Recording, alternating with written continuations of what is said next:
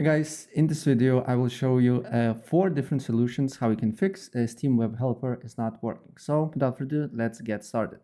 First of all, what I suggest to do here is to disable all the antivirus softwares that you use, third-party ones, because sometimes it can block Steam Webhelper, and then look if the problem persists. If the problem persists, then open up Task Manager. Then you need to close all the Steam apps here, Steam tasks, just close them all. And after tasks is closed, look for Steam, right click on it, open file location. Then you need to right click again, open file location again. Then you need to look for steam.exe, right click again, go to properties, compatibility, and then make sure disable full screen optimizations and run this program as administrator.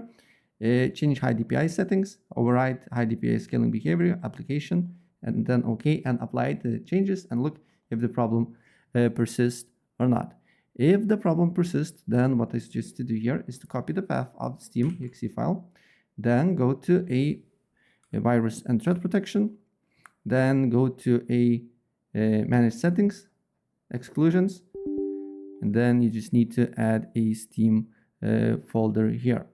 So add exclusion folder, and then you need to look for Steam and select folder. Then if this do not work, what I suggest to do here is to delete a Steam Webhelper exe. And to do so, you just need to go to Steam, bin, then you need to go CFE win64, and then you should find a Steam Webhelper exe. And then you just need to delete it from your bin as well, and it should work.